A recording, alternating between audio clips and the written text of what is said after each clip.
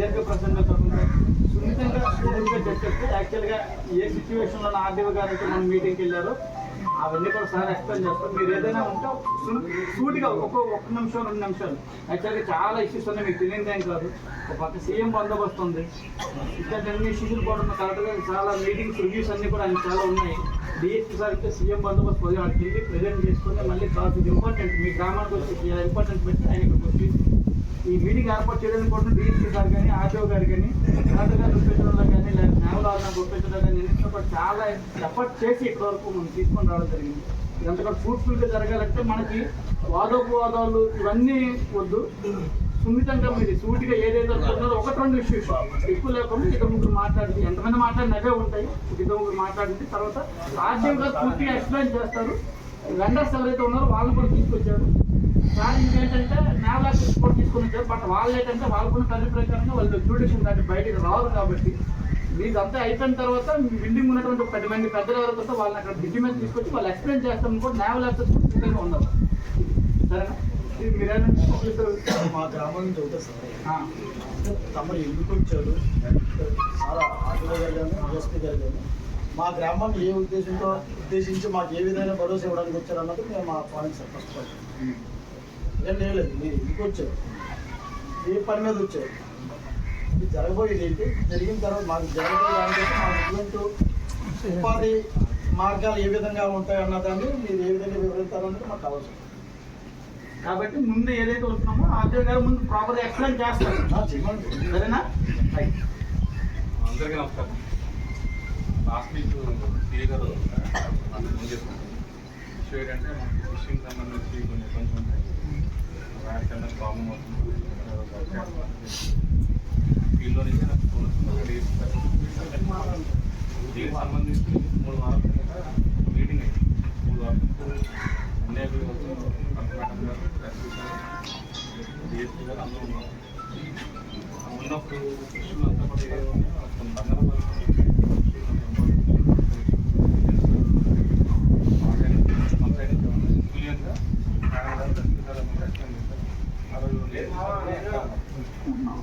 ప్రధానంగా ఏంటంటే అందరు వ్యక్తి ఏదైతే లాస్ట్ టైం కూడా మనం అనుకున్నాం వ్యక్తి పరిస్థితుల్లో ఫిషింగ్ అంతరాయం కలగకూడదు. అది ప్రధానమైన డిమాండ్. మీది మాది అదే, అందరికీ కూడా అదే. ఆ డిమాండే వాళ్ళకి చెప్పండి. దీనికి సంబంధించి బస్ ట్రైన్ అవుతున్నాయి, రకరకాల ఫోర్ వస్తున్నాయి. మొన్న కూడా ఏం జరుగుతుంది,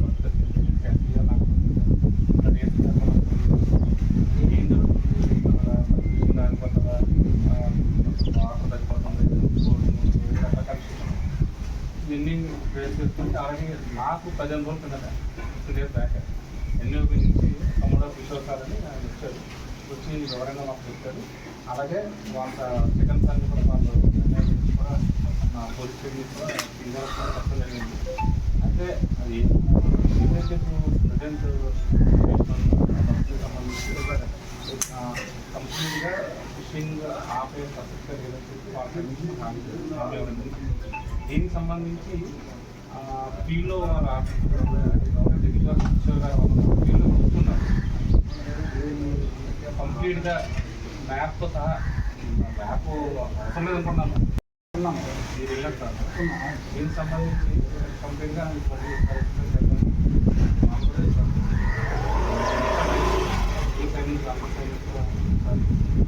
ముందుగా ఏంటంటే అలా జరిగిన సార్ కూడా చెప్తున్నారు ఎక్స్ప్లెయిన్ చేస్తారు. తర్వాత ఫీల్డ్లోకి వెళ్ళి వాళ్ళతో కమాండర్ మళ్ళీ 24 గంటలు డిఎస్ఎల్ ఏమన్నా లేకపోయినా ఏంటి బంగారు పనులు విషయాలు దాంతో మొదలు పెడతాను. ఈరోజు మన కానిస్టేబుల్స్ అక్కడే ఉన్నారు సార్. ఈరోజు వర్క్ ఏది మనం జరగనవ్వలేదు సార్. ఈరోజు అది జరిగింది సార్. ఈరోజు ఇంతమంది వెళ్ళారు సార్. ఈ ఇబ్బంది ఏంటి గేట్ దగ్గర అంటే నా డ్యూటీ కల్లో 5 నాపారు సార్. మళ్ళీ లోపలతో మాట్లాడి పంపించాం సార్. ఇట్లా ప్రతిరోజు కూడా ఈ విషయంతో డిఎస్పీ సార్ మొదలు పెడతారు. అట్మోస్ట్ ఇంపార్టెన్స్ ఇచ్చారు. ఎస్పీ సార్తో మాట్లాడి ఎస్పీ సార్తో కలెక్టర్ గారికి మాట్లాడించి ఇలా ప్రతి విషయంలో కూడా సార్ ఎంత దీనికి చేస్తారు. ఆ రోజు కూడా నన్ను బయట పెట్టేశారు, నన్ను మా ఎస్ఐ గారిని బయట పెట్టారు. సార్ మాత్రం లోపలికి వెళ్ళి మీ ఇష్యూస్ అన్ని కూడా మాట్లాడేది కూడా డిఎస్పీ గారు ఆర్డీఓ గారు. అలాగే మధ్యలో ఏ ఇష్యూ వచ్చినా సరే డిఎస్పీ గారు డైరెక్ట్గా ఇంటర్వ్యూ అవ్వడం, మాట్లాడటం చాలా జరిగినాయి. మనం చెప్పలేము. వాస్తవం అయితే వాస్తవ పరిస్థితులు అయితే మనకేంటంటే మనం ఏది ఇంపార్టెంట్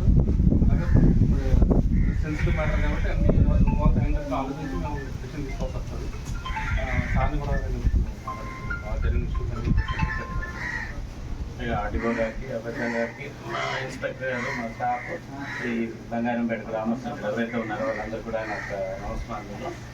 రీసెంట్గా ఒక మీటింగ్ ఒకటి కన్వీన్ చేశారు అక్కడ మన ఎన్ఏఓబిలో. దానికి జాయింట్ కలెక్టర్ గారు, నేను, మా ఎస్ఎస్పీ గారు ప్లస్ చాలామంది మిగతా డిపార్ట్మెంట్ వాళ్ళు కూడా అటెండ్ అయ్యారు. అటెండ్ అయినప్పుడు ఆ డిస్కషన్స్లో ఫస్ట్ పాయింట్ ఫిషింగ్ గురించి అండి. ఆ రోజున నేవల్ దీంట్లో మన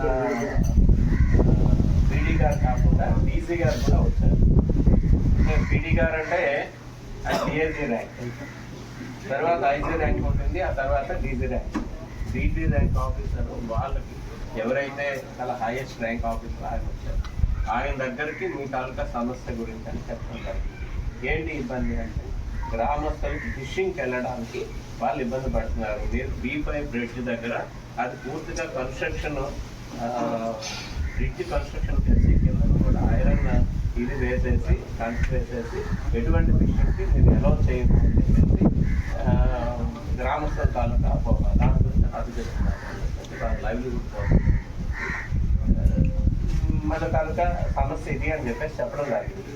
దానిపైన డీజీ గారు ఆయన ఏం చేశారంటే ఎటువంటి పరిస్థితుల్లో కూడా మేము ఫిషింగ్ ఆపము, గ్రామస్తులు మేము బ్రిడ్జ్ కన్స్ట్రక్షన్ చేస్తాము, కింద నుంచి వాళ్ళు ఫిషింగ్ వెళ్ళడానికి మాకు ఎటువంటి మేము అబ్జెక్ట్ చేయము అని చెప్పేసి సార్ చెప్పడం జరిగింది. ఇంకా కూడా నేను నా తరఫు నుంచి చెప్పించింది ఏంటంటే B5 బ్రిడ్జ్ దగ్గర నుంచి మాకు బంగారంపేట వాస్తవులు ఎవరైతే లోకల్ వర్క్ చేస్తున్నారో వాళ్ళకి ఎంట్రీ పాస్ ఇవ్వాలని చెప్పి, మూడోది ఎంప్లాయ్మెంట్ కూడా ఎక్కడెక్కడో వచ్చి చేస్తున్నారు, ఇక్కడ వాళ్ళు ఎవరు కూడా ఇక్కడ ఎంప్లాయ్మెంట్ లేదు అని చెప్పేసి కూడా రిప్రజెంట్ చేయడం కాదు. నేను రిప్రజెంట్ చేస్తాను. దానికేమో ఈ 2 పాయింట్లు కూడా నేను నోట్ చేసుకుంటున్నానండి, ఇది డిస్కస్ చేస్తాను. ఫిషింగ్ అయితే మనకి ఎటువంటి పరిస్థితుల్లో ఆగదు అని చెప్పేసి వాళ్ళు కామెంట్ చేశారు. తీసుకొచ్చి అక్కడి నుంచి మళ్ళీ జేసీ గారిని, మా ఎస్ఎస్పీ గారిని, వీళ్ళందరినీ కూడా ఫిషరీస్ నుంచి కూడా ఎవరు అటెండ్ అయ్యారు, జేటీ ఫిషరీస్ కూడా వచ్చినట్టున్నారు. వచ్చిన తర్వాత అక్కడ మన B5 బ్రిడ్జ్ దగ్గర ఒక మ్యాప్ వేసి చూపించారు, ఇలా కన్స్ట్రక్షన్ చేస్తున్నారు. ఫిషింగ్ అయితే మటుకు గ్రామస్తులకు మేము ఎటువంటి అబ్జెక్షన్ చెయ్యము అని చెప్పేసి వాళ్ళు చెప్పడం జరిగింది. మేమేం చేసామంటే సరే ఈ ఇష్యూ ఏదైతే ఉందో ఆ ఇష్యూని తీసుకొచ్చి గ్రామస్తుల మధ్యలో కనుక్కుందో చెప్పండి అని చెప్పి చెప్పడం జరిగింది. దానికి సంబంధించి వాళ్ళు ఏంటంటే నేవల్ వాళ్ళు మేము బయటకు వచ్చిన మీటింగ్లో మేము మాట్లాడలేము, రెవెన్యూ సైడ్ నుంచి చెప్పించమని చెప్పి జేసీ గారికి చెప్పారు. జేసీ గారు ఇంటర్న మళ్ళీ సార్ వాళ్ళకి చెప్పి ఆ ఇష్యూని తీసుకొని కనుక్కుందో చెప్తాను. అందులో భాగంగా రీసెంట్గా ఒక వీక్ డేస్ బ్యాక్ మళ్ళీ రామకృష్ణ సీఏ గారు ఫోన్ చేశారు. సార్ అక్కడ ఏదో మట్టది వేశారు, ఏవో ఇచ్చేస్తున్నారు, దాంతో విలేజర్స్ అందరూ కూడా డౌట్ ఎక్స్ప్రెస్ చేస్తున్నారు అంటే ఇమీడియట్గా నేను సార్తో మాట్లాడాను, పీడీ గారితో కూడా నేను మాట్లాడాను. సార్ ఇప్పుడు పరిస్థితుల్లో మనకు సందీపాన్ని 10 రోజులు విలేజ్కి ఇంకా మేము వాళ్ళు ఇన్ఫార్మ్ చేయలేదు. విలేజ్తో మాట్లాడిన తర్వాత మేము చెప్తాము, అప్పటి వరకు ఆపండి అని చెప్పేసి నేను రిక్వెస్ట్ చేస్తాను. అట్లాగే అంటే నేను చెప్పడం 18th వరకు అని చెప్పాను, 18th వరకు ఆపండి అని చెప్పాను. బట్ సీఎం గారి ప్రోగ్రామ్ కూడా మనకి పోస్ట్పోన్ అయింది, 23 పోస్ట్పోన్ అయింది. ఆ తర్వాత డెవలప్మెంట్స్ సార్ అంటే ఒక మీటింగ్ అరేంజ్ చేద్దాం అనుకున్నాం. 2 రోజుల ముందే మేము పెట్టుకున్నాము. బట్ స్టేక్ హోల్డర్స్ ఎవరు లేరు కాబట్టి అంటే వాళ్ళ దగ్గర కూడా వెళ్ళి నేను మాట్లాడి వస్తాను అని చెప్పి ఆర్డీఓ గారు వెళ్ళి ఇప్పుడు కూడా వాళ్ళతో మాట్లాడిన తర్వాత మీ దగ్గర రావడం జరిగింది. ఇంకొక విషయం ఆ రోజు కూడా జరిగింది. ఇంకొక విషయం ఏంటంటే ఒక విషయంలోనే డిఎస్పీ సార్ వాళ్ళతో ఆర్గ్యుమెంట్ కూడా చేయాల్సి వచ్చింది. ఎందుకంటే ఆ రోజు ఎవరైతే మీ సివిల్ కాంట్రాక్టరో లేకపోతే ఫీల్డ్లో వర్క్ చేసే వాళ్ళు ఎవరైతే ఉన్నారో వాళ్ళే డైరెక్ట్గా మీ విలేజర్స్ తోటి మేము బ్రిడ్జ్ ఎలా కడతాము, కిందకి ఎలా మెస్ చేస్తామని చెప్పేసి విలేజర్స్ నోట్ చేయడము చెప్పడమో జరిగింది. ఆ రోజు మీరు అప్పుడు మీరు ఎలా మాట్లాడతారు, మీరు విలేజర్స్ అనుకుంటారు పోలీసు వాళ్ళు ఎప్పుడు అట్లా సపోర్ట్ చేస్తారు అని చెప్పి మేము ఎక్కడ ఏ విధంగా మాట్లాడాలో ఆ విధంగా మాట్లాడుతున్నాం. అది క్లియర్. ఆ రోజున జరిగిన ఇష్యూ వాళ్ళ తాలూకా మాట తీరు వల్లే ఇష్యూ జరిగింది అని చెప్పారు. మేమైతే బయట మీ వల్లే మీ కేవలం ఇంటెలిజెన్స్ డిపార్ట్మెంట్ అవనివ్వండి, మా డిపార్ట్మెంట్ అవనివ్వండి, పైకంతా కూడా రిపోర్ట్ మీరు ఆ విధంగా మాట్లాడడం వల్లే జరిగింది అని చెప్పేసి సార్ కూడా ఆ రోజు 3 రోజులు మేము ఇక్కడే ఉన్నాం కదా. అది ఎవరో పర్సనల్ ఇద్దరు మాట్లాడారు, వాళ్ళ పేర్లు తీసుకుని వాళ్ళ పేర్లు వాళ్ళ ఫోన్ నెంబర్ చూపించి వీళ్ళే కదా అని చెప్తున్నాము. వాళ్ళు మళ్ళీ నా వాళ్ళు పిలిపించడము, సార్ మాకు తెలియదని వాళ్ళు అంటాము, నువ్వు అంటాము అని చెప్తే వాళ్ళని డిఎస్పీ గారు నిలదీయడము, మొహమ్మద్ పేరు చూపించి నిలదీయడము, ఇవన్నీ జరిగాయి. అప్పుడు మళ్ళీ ర్యాంక్ వన్ అడుగుతున్నారు, ఓకే లెట్ ఇట్ హ్యాపీన్, ఏది జరిగిందో జరిగింది, ఇది మీరు జరగబోయేది ఇది అని చెప్పారు. మొట్టమొదటిసారిగా నావల్ వాళ్ళు వాళ్ళ వైపు నుండి పాజిటివ్ గా మాట్లాడుకుంటూ వచ్చిన సందర్భం ఫస్ట్ మీటింగ్ అదే. ఇంకొకటి కూడా మీకు చెప్తున్నాను, మా ఎస్పీ గారు కూడా ఏదైతే మేము ఇప్పుడు రామకృష్ణ గారు చెప్తున్నారు కదా, మేము వీళ్ళు అడిగింది మేము చెప్తుంటే ఎస్పీ గారు కూడా ప్రతిసారి యువతల కలెక్టర్ గారితో మాట్లాడుతున్నారు, యువతలేమో పీడీ గారితో కూడా మాట్లాడుతున్నారు. మీరు ఎటువంటి పరిస్థితుల్లో రెవెన్యూ సైడ్ నుంచి పర్మిషన్ తీసుకుంటే కానీ మీరు కన్స్ట్రక్షన్ చేస్తే ఇబ్బంది పడతాము, మీరు చెయ్యొద్దు అని చెప్పేసి చాలా స్ట్రిక్ట్గా ఎస్పీ గారు కూడా చెప్తున్నారు. ఈచ్ అండ్ ఎవ్రీ ఇష్యూ వస్తున్నా దాన్ని ఏదో సొల్యూషన్ చేసుకోవాలని ఉద్దేశంతో ఈరోజు కూడా ఎస్పీ గారు నేను చెప్పకముందే, అంటే డే గారు చెప్పకముందే మీరు వెళ్ళండి డిఎస్పీ గారు అని చెప్పేసి నాకు చెప్పడం జరిగింది. ఆ రోజు డిస్కషన్లో కూడా ఈ 2 రోజులు ఫోన్ చేసినట్టు కూడా మేడం గారు డైరెక్ట్ మాట్లాడి అందరికీ ఫుల్ ఫ్రీడమ్ ఇచ్చారు. అంత డైరెక్ట్గా వెళ్ళిపోయి ఆ సైడ్లోకి వెళ్ళలేం కదా, మా పరిస్థితులు మాకు ఉంటాయి కదా. అంటే ఫుల్గా డిఏ గారు చెప్పినట్టు ఫస్ట్ టైం వాళ్ళ దగ్గర నుంచి ప్రపోజల్ డీజీ గారి దగ్గర నుంచే వచ్చింది. మా రిక్వెస్ట్ ఏంటంటే వాళ్ళు మీకు నేవీ సైడ్ నుంచి మన ఆర్డీఓ గారు కావచ్చు, తమకు కావచ్చు, అలాగే మన జాయింట్ కలెక్టర్ గారికి కావచ్చు, ఏవైనా నోటు మాట పూర్వకంగా చెప్పారా, లేదంటే ఏమైనా రాతపూర్వకంగా తమకు ఏమైనా సబ్మిట్ చేశారండి వాళ్ళు ఈ విషయం మీద? అంటే మాకైతే మీటింగ్ లోని చెప్పడం జరిగిందండి. ఇన్ డీటెయిల్ గా వాళ్ళైతే మాట్లాడుతున్నారు కానీ ప్రొసీడింగ్స్ అయితే రికార్డ్ ఈవెన్ నేను చెప్పింది కూడా ఆయన నోట్ చేస్తున్నారు. చెప్పాను కదా, B5 బ్రిడ్జ్ దగ్గర నుంచి మా బంగారంపేట విలేజర్స్ వెళ్ళాలి అంటే, అదే వాళ్ళు వర్క్కి వెళ్ళాలి అంటే సుమారుగా 50 కిలోమీటర్లు తిరిగి వస్తాయి కానీ వాళ్ళు మెయిన్ ఎంట్రీ నుంచి వెళ్ళలేరు. ఇది చాలా జెన్యూన్ ఇష్యూ, అది మీరు చెయ్యండి అని చెప్పేసి చెప్పారు. చెప్తే దానికేమో డీజీ గారు నేను నోట్ చేసుకున్నానండి ఆ ఇష్యూ గురించి. ఎంప్లాయ్మెంట్ గురించి కూడా మళ్ళీ డిస్కషన్ జరిగింది.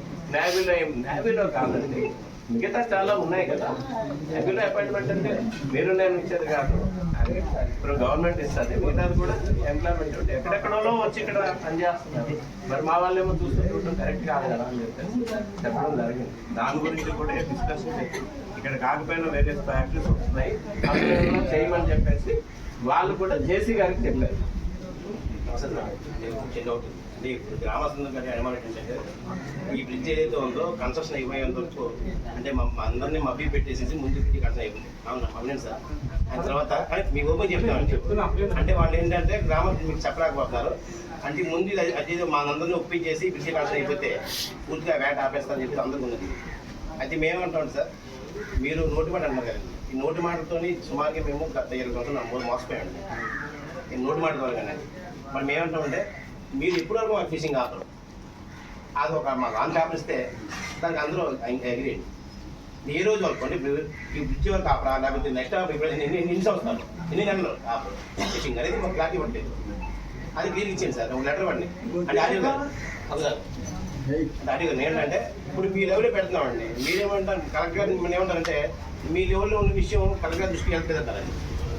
మా ఆడియో చూడండి, మీరు ఏం చేసినా పర్లేదు సార్, ఫిషింగ్ అయితే ఆపట్లేదు అనేది నువ్వు ఆన్ పేపర్ ఇచ్చేస్తే ఒక నోటీస్ చేయండి తెలుపుతుంది గుడి దగ్గర బడి అందిస్తే దాన్ని తీసుకొని మేము ఉపయోగించుకుంటాం. అదే మాకు ఇచ్చారు, గవర్నమెంట్ ఇచ్చింది, మాకు కలెక్టర్ గారు ఇచ్చారు, లేకపోతే అన్ని పీడీ గారు ఇచ్చారని చెప్పేసి అని చెప్పుకోండి.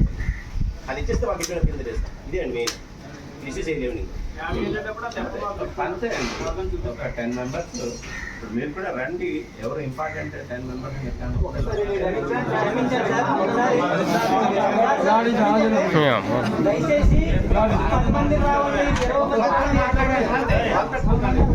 మనోభావాలు దెబ్బ తీసేసి మొత్తం అంతా ఆఫీస్ చేసుకున్నారు. ఓ 10% ఉంది. ఆ పని అయిపోయిన తర్వాత మొత్తం క్లోజ్ అయిపోతుంది మాకు తెలుస్తారు. ఎందుకంటే ఇంతకు ముందు మాకు నర్సాపురం, కొత్తపట్నం, రామ్ వెళ్ళేటప్పుడు బంధుత్వాలు ఉండి పెళ్ళిళ్ళకి వెళ్ళేవాళ్ళు. ఇలాగే బోర్డు మీద వెళ్ళేవాళ్ళు, వెళ్ళొచ్చు చేయొచ్చు అన్నారు. ఒకసారి 2 సార్లు వెళ్ళిచ్చాను అంతే. తర్వాత ఇటు పక్క నుంచి అమరావతికి వెళ్ళొచ్చు, అన్ని విధాలుగా చేసుకోవచ్చు అని చెప్పి అన్నారు. ఇప్పుడు ఆధార్ కార్డు తర్వాత అన్ని ఇంతకు ముందైతే కారు వెళ్ళేది, ఇలాగే ఆటో వెళ్ళేది అనేది అన్ని క్లోజ్ అయిపోయి ఇది కూడా అలా క్లోజ్ అయిపోతుంది. మాకు ఆల్రెడీ నెమ్మదిగా అర్థమవుతుంది. మా ఊళ్ళు నోటీస్ అంటే ఊరిని అడగట్లేదు సార్. దాన్ని బట్టి అర్థం చేసుకుని దయచేసి మీ మీద మాకు పగలేదు, శత్రువులు కాదు, ఇంకో విధంగా కాదు. అది మాకి మనుగుడు, మా మనుగుడు కాపాడడానికి మీరు ఏదైనా ప్రయత్నం చేయండి.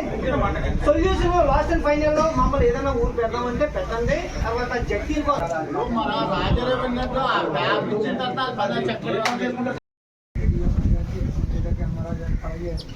మా సోదరులు బంగారపల్లి వాస్తులందరూ కూడా అందరికీ కూడా పేరు పేరున ధన్యవాదాలండి.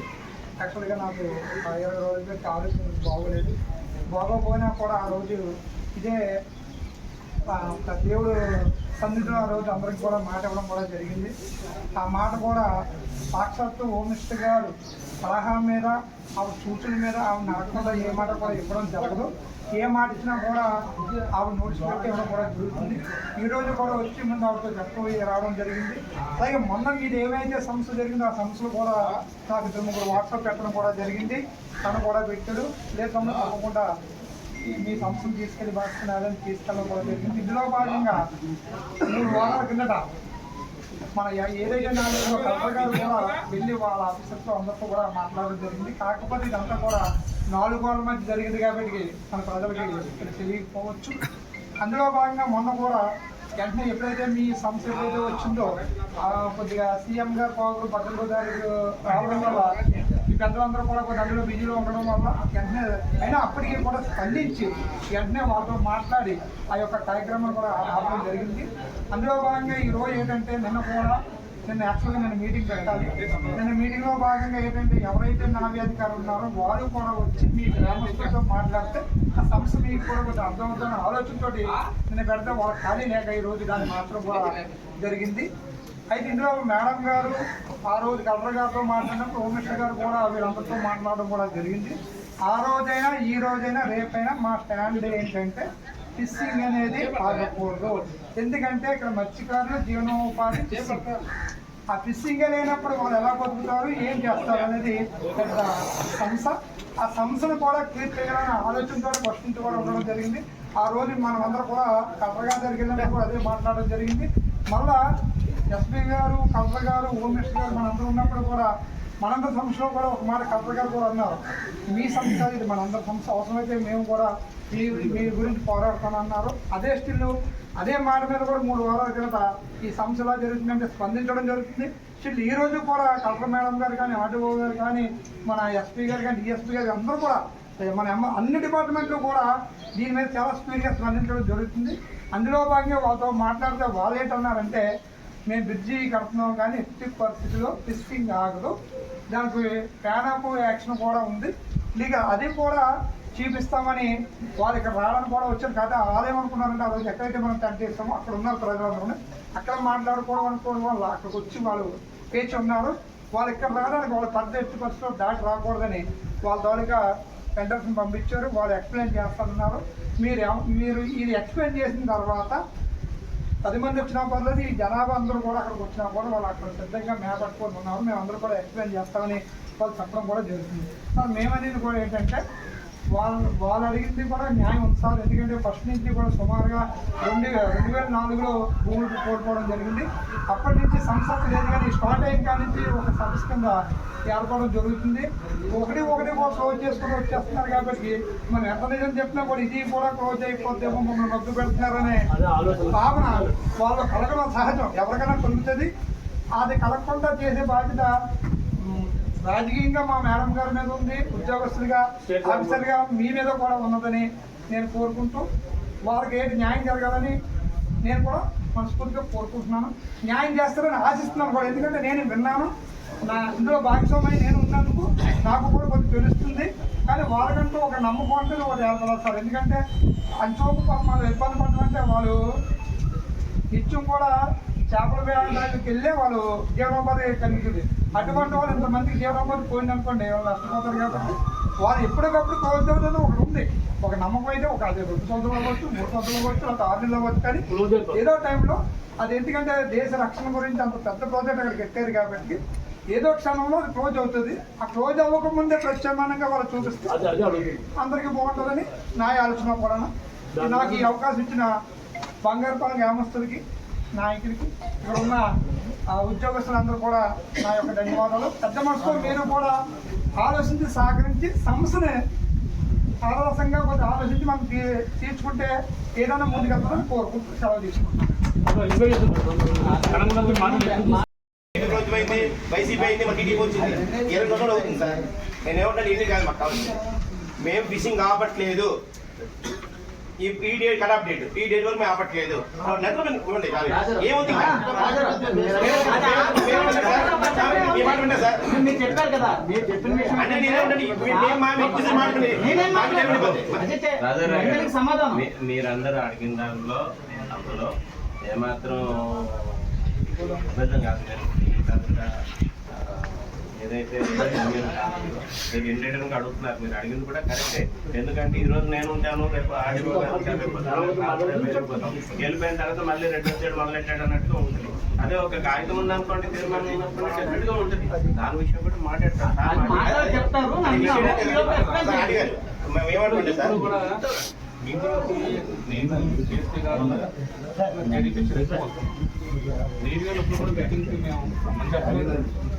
వాళ్ళు కూడా వస్తానని చెప్పండి. ఫస్ట్ టైం వాళ్ళు ఫాలోఅప్ చేసుకొని గత 15 రోజులుగా నిన్న కూడా వాళ్ళు లేకపోవడం వల్ల పోసుకొని వాళ్ళు వస్తానన్నారు. వాళ్ళు వచ్చారు కూడా, వాళ్ళు ఎండ కంపెనీకి పంపించారు. దయచేసి ఏంటంటే మీటింగ్ సార్ కూడా వెళ్తారు, డిఎస్పీ సార్ కూడా వెళ్తారు. మెయిన్ లేని కలెక్టర్ గారు చాలా పాజిటివ్గానే విలేజ్ గురించి డిస్కషన్ చేయడం జరిగింది. ఇది అంత పాజిటివ్గా జరిగింది కాబట్టి మేము కూడా కాన్ఫిడెంట్గా ఈరోజు వచ్చి మాట్లాడగలుగుతున్నాం. మేము మాట్లాడలేం కదా, ఈరోజు చెప్తామో చూస్తామంట అలా అనలేదు. ఖచ్చితంగా ఫిషింగ్ ఏదైతే ఉందో ఫిషింగ్ ఎట్టి పరిస్థితి కూడా ఆపమని హామీ వచ్చారు. దానికి సంబంధించి 100% పేపర్ మీద ఆ రోజు జరిగింది చెప్పలేము కానీ, బట్ మీటింగ్లో జరిగిన డిస్కషన్ ఈ విషయం అయితే పాజిటివ్గా చెప్తారు.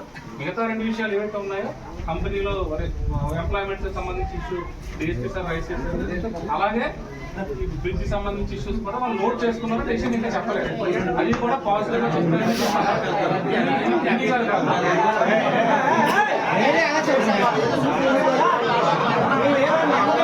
Environment, Forest and Climate Change. As per 2019 notification, they have to follow CSR regulations. But it is a defense project. తెలుగులో చెప్పండి, మాకు ఇంగ్లీష్ Defense project కాబట్టి it is allowed as per CSR regulations. Even though మీరెవరు తెలుగులో చెప్పండి, కాదండి తెలుగులో మాట్లాడండి. అయినప్పటికీ మన ఇండియన్ నేవీ అనేది కోస్టల్ రెగ్యులేషన్ జోన్స్ ఒక రూల్స్ అండ్ రెగ్యులేషన్స్ ఫాలో అవ్వాలి. అంటే మ్యాంగ్రోవ్స్ ఉన్నాయి కదండి, మ్యాంగ్రోవ్స్ అరౌండ్ 3,000 ఎకర్స్ ల్యాండ్లో మ్యాంగ్రోవ్స్ అంటే ఆక్యుపై చేస్తుంది. మ్యాంగ్రోవ్స్ అంటే మడడోలు, ఓకేనా? ఈ మడడోల వల్ల ఫిషింగ్ ఆక్వాకల్చర్ ఉంది సార్. ఈ ఫిషింగ్ ఆక్వాకల్చర్ మెయిన్ గ్రో అవుతుంది. సో ఈ మ్యాంగ్రోవ్స్ తీసేయడం వల్ల ఏంటంటే ఫిషింగ్ ఆక్వాకల్చర్ మొత్తం డెడ్ అయిపోయింది. సో ఈ యాజ్ పర్ సిఎస్ఆర్ నోటిఫికేషన్ ప్రకారం అయితే 1/3 plantation they has to do. Because 100 mangroves చేస్తే దానికి 300 మ్యాంగ్రోవ్స్ అనేది వేరే చోట కంపన్సేషన్ చేయాలి. సో అది చేయలేదు. సో యాజ్ పర్ వాళ్ళు ఫారెస్ట్ క్లియరెన్స్ తీసుకున్నారు, బట్ సిఎస్ఆర్ నోటిఫికేషన్ ప్రకారం వాళ్ళు సిఎస్ఆర్ క్లియరెన్స్ వాళ్ళు తీసుకోలేదు. So as per CSR notification ప్రకారం వాళ్ళు ఫాలో అవ్వట్లేదు కాబట్టి వాళ్ళు ఇండియన్ నేవీ పర్మిషన్ ఎలా వచ్చింది అనేది నా క్వశ్చన్. అది సో మ్యాంగ్రోవ్స్ అనేది వాళ్ళు కంపన్సేషన్ చేయలేదు కాబట్టి సో వర్క్ ఎలా స్టార్ట్ చేస్తారంటే నాకు సో మీరు ఇవ్వండి, అది ఆడియో గారు కూడా ప్రాపర్ గానే వాళ్ళకి కరెస్పాండెంట్ ఏదైతే చెప్తున్నారో పేపర్ మీద ఇస్తే ఆడియో గారు కలెక్టర్ గారి ద్వారా ప్రాపర్ గా కరెస్పాండెంట్ అడ్మినిస్ట్రేషన్ ద్వారా వాళ్ళకి పంపించిన తర్వాత ఎట్లా వచ్చింది, ఎట్లా స్టార్ట్ చేస్తారో వాళ్ళ సమాధానం చెప్తారు.